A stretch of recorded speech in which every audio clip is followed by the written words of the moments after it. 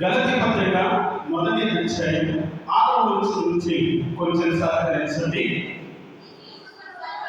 క్రీస్తు కృప బట్టి మిమ్మల్ని పిలిచిన వారిని విడిచి భిన్నమైన స్వార్థతను ఎంత త్వరగా తిరిగిపోవడం చూడగా నాకు ఆశ్చర్యం వస్తున్నది.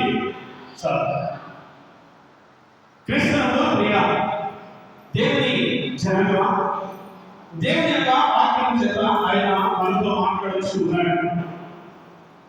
ఎవరి ద్వారా మాట్లాడుతున్నాడు అంటే ప్రియ పౌలు గారి ద్వారా ఈ పత్రికను రాయిస్తూ ఉన్న విధానం మనకు కనబడుతున్నారు. పౌలు గారి ద్వారా ఈ మాటలు మనకు తెలియపరచడం మనకు చూస్తూ ఉన్నాము. పౌలు అంటున్నాడు, ఎలా అంటున్నాడు? ఓ గలతీ సంఘస్థులారా, ఓ గలతీయులారా, ఇదిగో నేను నాకు మిమ్మల్ని చూసినప్పుడు ఆశ్చర్యం అవుతుంది, నాకు మిమ్మల్ని చూసినప్పుడు ఎంతో చింత కలుగుతుంది, నాకు మిమ్మల్ని చూసినప్పుడు ఎంతో మనసులో వేదన కలుగుతుంది అని తాను ప్రారంభిస్తూ ఉన్నాడు. ఎందుకు కలుగుతుంది ఆ వేదన, ఎందుకు కలుగుతుంది ఆ చింత అంటే ఆయన అంటున్నాడు, క్రీస్తు కృపను బట్టి మిమ్మల్ని పిలిచిన వారిని విడిచి భిన్నమైన స్వార్థతకు నిరంత త్వరగా తిరిగిపోతానని నేను అసలు అనుకోనా.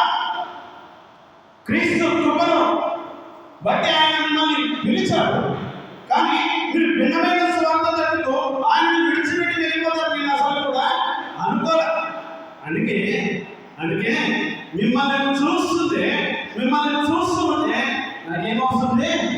ఆశ్చర్యం కలుగుతుంది. ఎందుకు ఆశ్చర్యం కలుగుతుంది? సత్య దేవుడైనటువంటి ఆయన అందించిన మాటలను మీరు విడిచిపెట్టి, ఆయన యొక్క కోపలను మీరు విడిచిపెట్టి, ఆయన మార్గములను మీరు విడిచిపెట్టి భిన్నమైన స్వార్థతను మీరు తిరుగుతూ ఉన్నారు కదా, కల్పనా కథల వైపు మీరు తిరుగుతూ ఉన్నారు కదా, దేవుని వాక్యం మీరు విడిచిపెట్టి మనసులు చెప్పేటటువంటి దైవోపదేశంతో మీరు తిరుగుతూ ఉన్నారు కదా. అందుకే మిమ్మల్ని చూస్తుంటే నాకు ఆశ్చర్యం అవుతుంది. ఎందుకు? మీరు వెళ్ళిపోయారు, క్రీస్తుని విడిచారు, క్రీస్తు చూపిన కృపను విడిచారు, క్రీస్తు చూపిన ప్రేమను విడిచారు, క్రీస్తును సొంత రక్షకుని అంగీకరించడం మీరు మానేశారు. మానేసి మీకు హాయిని కలిగించేటటువంటి భిన్నమైన స్వార్థాలను మీ మనసులో మీరు మనసుకొని మీరు వెళ్ళిపోయారు. కనుక మీరు నమ్మింది అది కాదు, మీరు విశ్వసించింది అది కాదు, మిమ్మల్ని పిలిచిన వారి ఆయన నిజ ప్రేమను మీరు కనుగొని ఆయన దగ్గరికి మీరు మొదట చేర్చబడ్డారు. అయితే మీరు ఇప్పుడు దానిని పూర్తిగా విడిచిపెట్టేశారు. ఈ భిన్నమైన స్వార్థ ఎవరు చెప్తారు? భిన్నమైన మాటలు ఎవరు చెప్తారు? కల్పన కథలు ఎవరు చెప్తారు? నిన్ను ఒప్పించే మాటలు, నిన్ను కవ్వించే మాటలు, నిన్ను పైకెత్తే మాటలు ఎవరు చెప్తారు అంటే దేవుని యొక్క వాక్యం చేత ఆయన మనతో మాట్లాడుతున్నటువంటి మాటలు కనబడుతున్నాయి. ఎందుకు వచ్చి చదవగా, మేము మీకు ప్రకటించిన స్వార్థ మరి యొక్క స్వార్థను మేమేను పరలోకం నుండి వచ్చిన ఒక దూతైనను మీకు ప్రకటించిన ఎడల అతడు శాపగ్రస్తులను గాక. మేము ఇదివరకు చెప్పిన ప్రకారం ఇప్పుడు మరలా చెప్తున్నాము, మీరు అంగీకరించిన స్వార్థ గాక మరొకటి ఎవడైనా మీకు ప్రకటించిన ఎడల వాడు శాపగ్రస్తుడు అవును గాక. ఎవరు ఇలాంటి మాటలు చెప్పేది? ఎవరు సత్యవాక్యాన్ని పక్కన పెట్టేసి తమ యొక్క సొంత మాటలు చెప్పేది ఎవరు అంటే ఎందుకు చెప్తారంటే ప్రియంగా గమనించండి, ఇలా చెప్పినట్టుగా మనస్సులను కవ్వించడానికి, మనస్సులను ఉబ్బిపరచడానికి, మనస్సులను ఆకట్టుకొని మాటలు చెప్తూ ఉంటారు. కింది మాటలు చదవడక, ఇప్పుడు నేను మనసుల దైవ సంపాదించడం కోరుచున్నానా, దేవుని దైవ సంపాదించడం కోరుచున్నానా, నేను మనసులో సంతోషపెట్టు కోరుచున్నానా, నేను ఇప్పటికీ మనసులో సంతోషపెట్టు వాడనంటే ఎవరు కారణం? క్రీస్తుకు దాసుడు నేను కాకపోను. ఎందుకు కాకపోను? ఎందుకు క్రీస్తు దాసుడు నేను కాను అంటే మనసులో మొక్కు పెట్టే మాటలు, మనసులో సంతోష పెట్టే మాటలు, మనసుల దగ్గర మెప్పు పొందుకునే మాటలు, ఏవైతే భిన్నమైన మాటలు చెప్పి వాక్యాన్ని పక్కతో పట్టిస్తూ ఉంటారో వాళ్ళు క్రీస్తుకు సంబంధించిన వారు కాదు. వారు క్రీస్తుకు సంబంధించిన వారు కాదు. ఈరోజు జనంలో ఏమైపోయింది అంటే కత్తికు నాకు అవసరం లేదు, దేవుని వాక్యం అవసరం లేదు, దేవుని వాక్యము అవసరం లేదు. భిన్నమైన వ్యతిరేకమైన స్వార్థకు వ్యతిరేకమైన ఇలా చెప్పారు కదా. పౌలు గారు అంటూ ఉన్నాడు, ఏమని అంటూ ఉన్నాడంటే, ఇదిగో మానసుల దయ సంపాదించుకోవడానికి నీవు గొప్ప, నీవు మంచివాడు, నీవు అది, నీవు అంత జ్ఞానవంతుడు లేదని ఎవరైతే పొగుడుతూ ఉన్నారు చూడ, వాళ్ళంటూ మీ చెవులు మళ్ళీ స్వయంగా నీ కొరకు ఏర్పాటు చేయబడినటువంటి సాక్షి మాటలు నచ్చదు. స్వయంగా ఆయన చెప్తూ ఉన్నాడు, అలాంటి వారి మాటలు నేను చెవుల పడుతూ ఉన్నాయంటే, అలాంటి వ్యక్తి నిన్ను ఎత్తుతూ ఉన్నాడంటే, అలాంటి వ్యక్తి నిన్ను గణపరుస్తూ ఉన్నాడంటే, నీ దగ్గర మెప్పు పొందుకోవడానికి ఆశపడుతూ ఉన్నాడంటే అతను ఎవరు కాదు, ఎవరు సంబంధించిన వ్యక్తి కాదు, క్రీస్తు దాసుడు కాదు. నేను చెప్తున్నమాట ఎక్కడ ఉంది? వాక్యంలో మీకు కనబడుతుంది. అసలు అలాంటి వారిని ఇంటిలోనికి కూడా రానివద్దు అని దేవుని యొక్క వాక్యం చేత ఆయన మనలో మాట్లాడుతున్నాడు. కానీ ఇలా చదివినటువంటి ముందుగా ఒకసారి యోహాను పత్రికలోకి వెళ్దాము. యోహాను రాసిన పత్రిక 2వ పత్రిక 8వ వచనం నుంచి చదవాలి.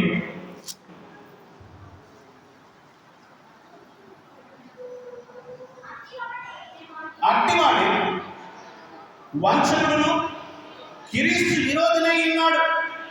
మేము మీ మధ్యను నెరవేర్చిన కార్యములను చెడగొట్టుకునగా మీరు పూర్ణ ఫలము పొందినట్లు జాగ్రత్తగా చూచుకునుడి.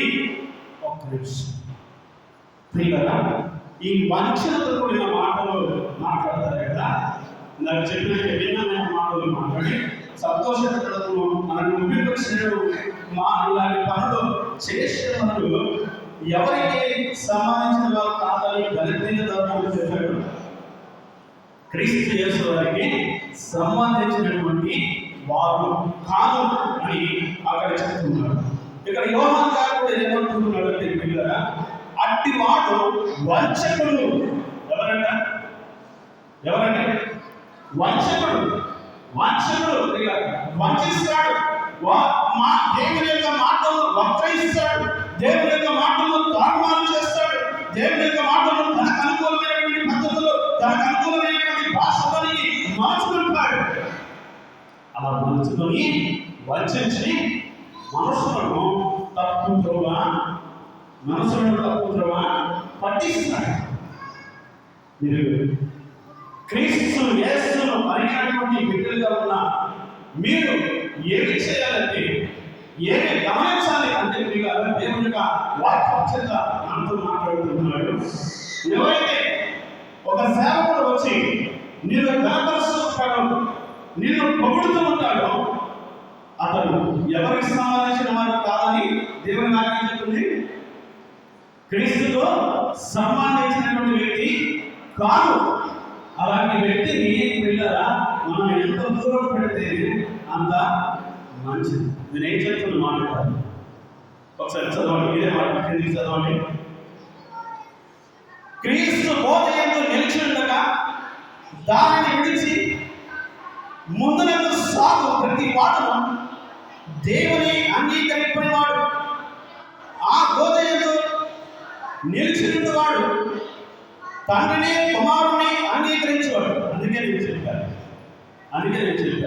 మైకు దగ్గర పెట్టుకుని చదవండి. మైకులు లేవా? మైకు దగ్గర పెట్టుకోండి. చదివే వాళ్ళు మైకు దగ్గర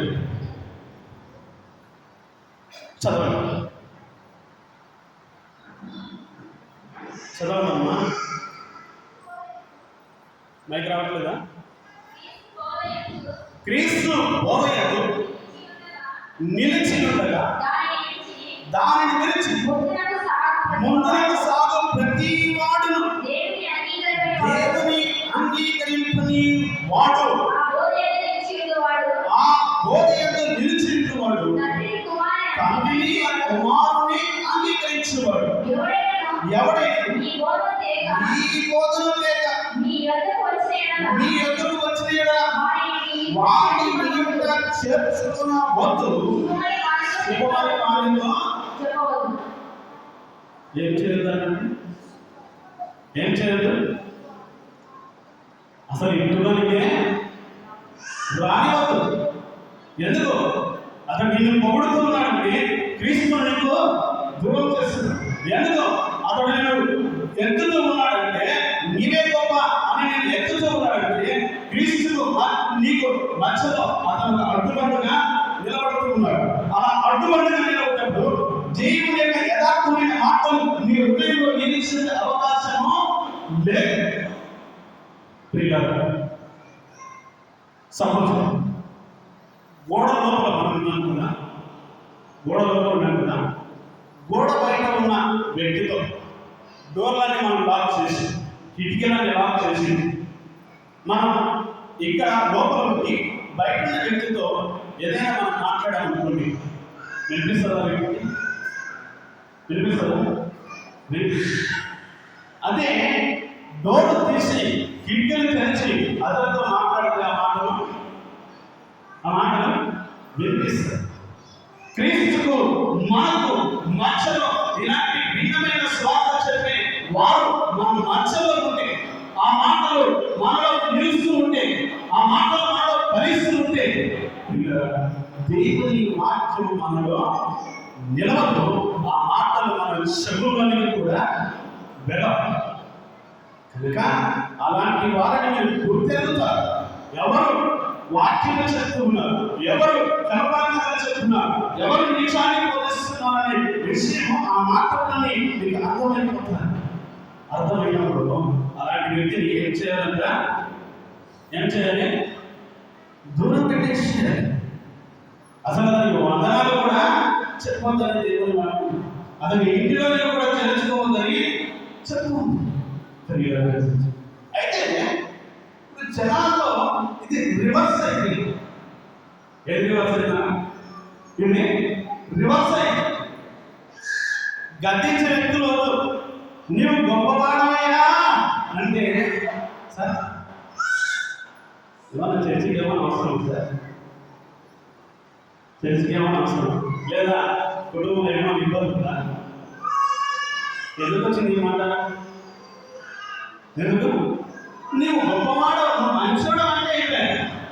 అప్పుడేమొస్తుంది? అడగాల్సిన అవసరం ఈ మంచోడ అన్న వ్యక్తి అడగాల్సిన అవసరం మనం ఉంటే సార్ ఎవరో ఖర్చులు కావాలన్నా కదా. గమనించి నేను వైద్యుతున్నానంటే అతను నీకు క్రీస్తు మధ్యలో ఒక అడ్డుపడ్డా నిలుస్తున్నాడు అనేటటువంటి విషయము దేవుని వాక్యం చిత్రంతో మాట్లాడుతున్నాడు.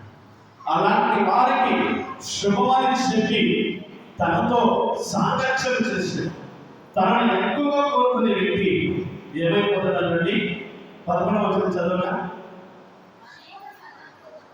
11వ వచనం చదవగా, శుభమని వారితో చెప్పువాడు వారి దుష్క్రియల్లో దేంట్లోనట? నీ దుష్క్రియలు కాదు ఇక్కడ అన్న, వినిపిస్తుందా? నీ దుష్క్రియలు కాదు ఇక్కడ, నీ పాపములు కాదు పాల్గొనడం. అతనిలో ఉన్నటువంటి దుష్క్రియలు నీవు చేసింది కాదు, కానీ అతనితో సాంగత్యం చేయడం వల్ల, అతనితో పరిచయం చేసుకోవడం వల్ల, అతనిని దగ్గర చేసుకోవడం వల్ల దాంతో పాల్గొనబడి దేవునికి దానికి దగ్గరైనావు, కానీ దేవునికి దూరం అయిపోయావు. ఎందుకు దూరం అయిపోయామంటే ఇలాంటి మాటల్లో పడటం వల్ల దేవునికి మనము దురస్థలంగా మిగిలిపోతున్నాము అనేటటువంటి విషయాన్ని దేవుని యొక్క వాక్యం చేత మనతో మాట్లాడటము మనం చూస్తాం. వీళ్ళ మార్గాల్లో తిన్నంగా ఉన్నామంట. తిన్నని మార్గం అంటే నీకు తెలుసా? తిన్నని మార్గం అంటే తినడానికి మనకి కనిపించింది. ఒకసారి పేదల పత్రిక తీయండి. ఇందాక చదివిన అధ్యాయం 2వ అధ్యాయము 15వ వచనంలో మీకు తిన్నని మాట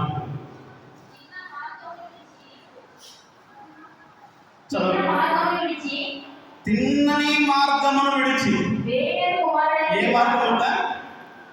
తిన్నని మార్గం.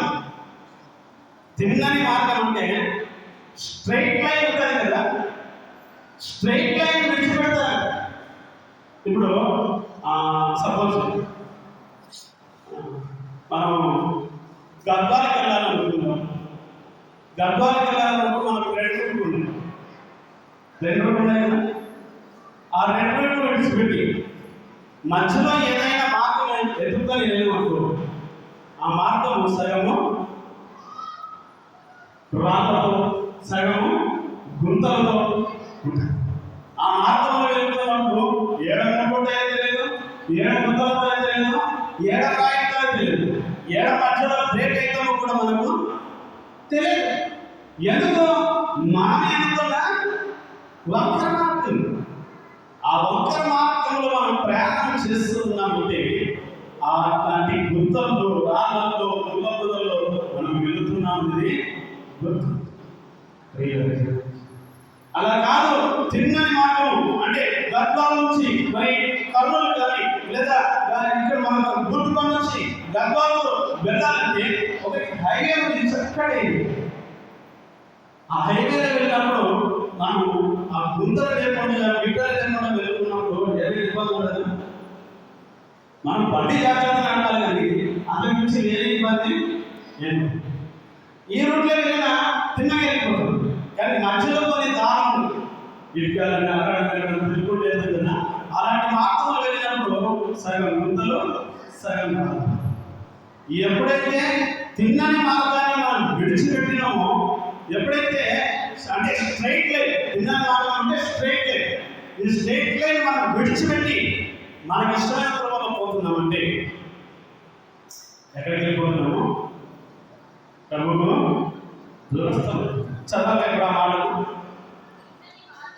తిన్నని మార్గమును విడిచి బెయారు కుమారుడైన బిలాము పోయిన మార్గమును బట్టి త్రోవ తప్పిపోయి. ఎవరు త్రోవ తప్పిపోయారంటే? ఎవరు? బిలాము త్రోవ తప్పాడు. పిల్లలు దురాశకు తను లోపడ్డాడు. దురాశ ఎలాగైనా సంపాదించాలి, ఎలాగైనా కూడబెట్టుకోవాలి, అదొకటి తను ఆలోచించాడు. దానివల్ల వచ్చే నష్టాన్ని ఆలోచించాడు. ఈ బిలాము అదే వంకర త్రోవలో వెళ్ళాడు. పిల్లల గమనించండి, తిన్నని మార్గాన్ని విడిచిపెట్టాడు. నేడు చాలా మంది కూడా ఈ తిన్నని మార్గాన్ని విడిచిపెట్టి ప్రభువు చూపించినటువంటి జీవ గ్రంథంలో ఉన్న మాటలను విడిచిపెట్టి మనసులను ఆకట్టుకునేటటువంటి మాటలు చెప్పేవాడు చూస్తుంది. మనసులను ఆకట్టుకునేటటువంటి వాటిని మనం చూస్తున్నటువంటి. అయితే ఈ విరామం దుర్నీతి వల్ల కలిగిన బహుమానం చదవగా, బహుమానమును ప్రేమించను, అయితే తాను చేసిన అతిక్రమము నిమిత్తము అతడు గద్దింపబడెను. ఎక్కనగా నోరు లేని గార్ధపం ఉండెను. మానవ స్వరంలో ఎవరు గద్దించారండి? ఎవరు గద్దించారు? సేవకుడు కదా, మనసులా, దేవుడా, దేవుని దూతలా? ఎవరు? ఎవరు? మీ ముందే ఉంది కదా నాయకుడు. ఎవరు గద్దించింది? గాడిద. గార్ధపం అంటే గాడిద గద్దిస్తుందంట. హే బిలాము, నువ్వు ఎందుకు అంత క్రమంలో వెళ్తున్నావు? నీవు దేవుని మార్గాన్ని ఎందుకు విడిచిపెడుతున్నావు? దేవుని ఎందుకు దూరస్థమైపోతున్నావు? ఎందుకు ఆ ఆదర్శమైనటువంటి ఆశలను మునిగిపోతున్నావు? ఇది సరైన మార్గం కాదు. ఇది సరైన మార్గం కాదు. నువ్వు పోవాల్సింది దేవుడు ఏ మార్గం చెప్తే ఆ మార్గంలో వెళ్ళాలని నీవు ధనాన్ని సంపాదించడానికి ప్రయత్నం చేస్తూ ఉన్నావు అంటే నువ్వు దేవుడికి జాగ్రత్త అని ఎవరు గద్దిస్తున్నారు? గాడిద గద్దిస్తున్నారు. అంటే గాడిదకు ఉన్న ఆ జ్ఞానం, గాడిదకు ఉన్న ఆ క్రమశిక్షణ ఎవరు లేదు? ఎవరు లేదు? బిలాము. అట్లాంటి బిలాము మనలో ఎంతమంది ఉన్నారు? అట్లాంటి బిలాము మనలో ఎంతమంది ఉన్నారు? ఒక్కరిలో వాళ్ళు సంపాదించడానికి ఆడబడినటువంటి బిలాములు ఎంతో మంది నాకు కనబడుతుంటారు. ఇలాంటి బిలాముకు ఉన్నటువంటి మనస్సు, సేవకులకు ఉన్న ఈ బిలాముకు ఉన్నటువంటి మనస్సు, ఏ యొక్క విశ్వాసం ఉన్నా అతడు దేవుని సంబంధి కాదు. సేవకుడైనా సరే, విశ్వాసం అయినా సరే, దుర్నీతితో సంపాదించుకుందామనేటువంటి ఆలోచన ఎవరిలోనైతే ఉంటారో దేవునికి తాను పక్క దురస్థైపోతున్నాడు అన్న విషయము దేవుని వాక్యం మనకు చెప్పడము చూస్తున్నాం. అందుకే ఆయన మనతో మాట్లాడుతున్నటువంటి మాటలు మనం చూస్తున్నాం. వీరు ఎవరంటే వీళ్ళరా ఎవరంటే ఒకసారి చదవమా? 17వ వచనం చదువు. వీరు నీరిని వాకులను వెలుగాలి కొట్టుకొని మేఘములై ఉన్నారు. వీరి కొరకు గాఢాంధకారం భద్రము చేయబడింది. వీరు వ్యర్థమైన దంభపు మాటలు. ఏ మాటలు? ఏ మాటలు? దంభపు మాటలు. నాకు చెప్పాము కదా, చూసి మీరు మనసులో సంతోషం పెట్టాలనుకునే వ్యక్తి ఏం చేస్తాడు?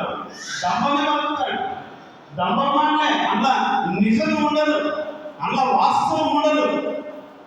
నాకు చెప్పాను కదా, నువ్వు అలా నీవు ఇలా నీకు ఇచ్చినట్టు ఎవరు? నువ్వు చెప్తే కాంచేది, నువ్వు చెప్తే జరగదు. ఏముంది?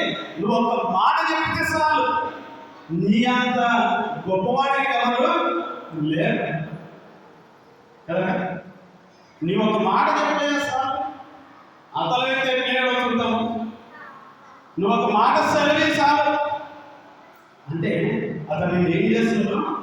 తన యొక్క గొప్ప మాటలతో నేను గాలి ఎండు బెలూన్ ఇంత బెలూన్ ఇంత ఉన్న బెలూన్ ఇంత పెద్దగా గాలి గాలి కొట్టేది బెలూన్ ఎట్ట అవుతారో నీవు గొప్ప, నీవు మంచివాడు, నీవు అది నీవు ఇది అని పొగిడేది మనం కూడా ఏమైందాము? బెలూన్ తినడం. ఈ బెలూన్ ఉప్పి ఉప్పి ఉప్పి ఎక్కువ ఏమైపోతుంది?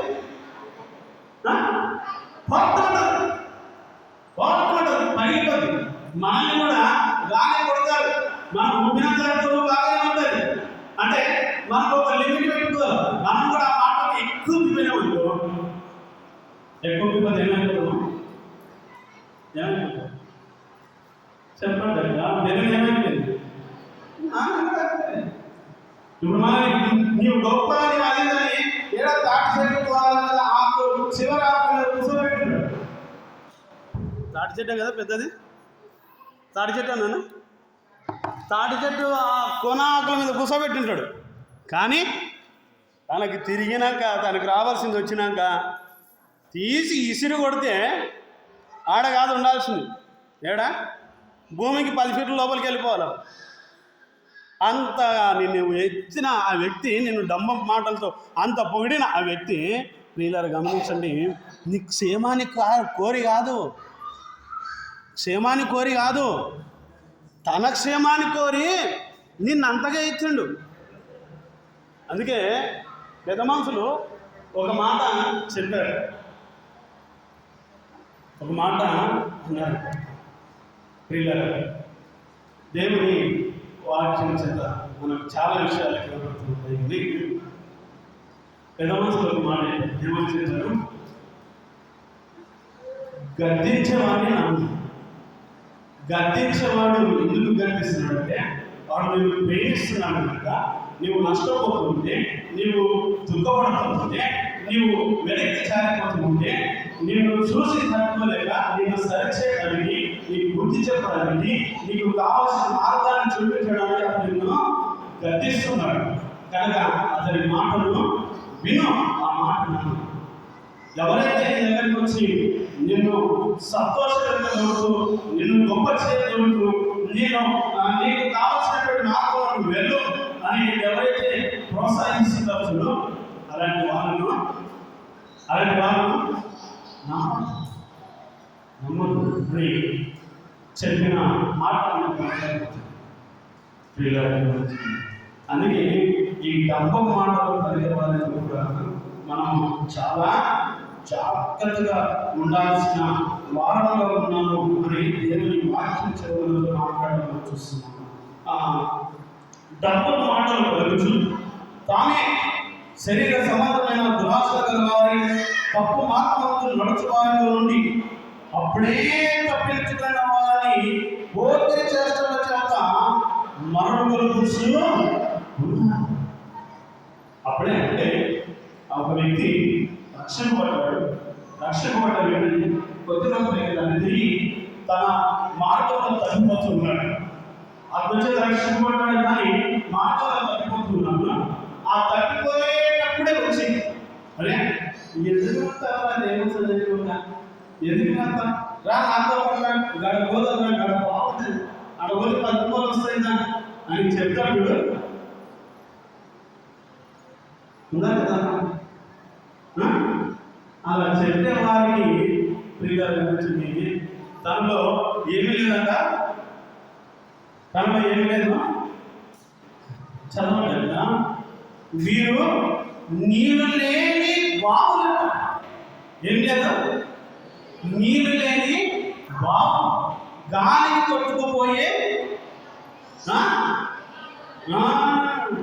అలాంటి వాళ్ళు ఇలాంటి వారికి మాటలు చెప్పి తప్పుడు మార్గంలో నడిపిస్తారు.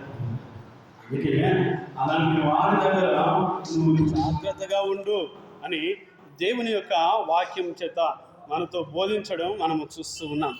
ప్రియులారా, దేవుని వాక్యము ఇంకా అనేకమైన విషయాలు ఉన్నాయి. కానీ దేవుడు మనకిచ్చిన ఇటు గొప్ప అవకాశాన్ని బట్టి దేవునికి మహిమ కలుగునాక. ప్రభు చిత్తమైతే మళ్ళీ ఒకసారి దీని గురించి కొన్ని మాటలు మరొక వారిని చూస్తున్నాము.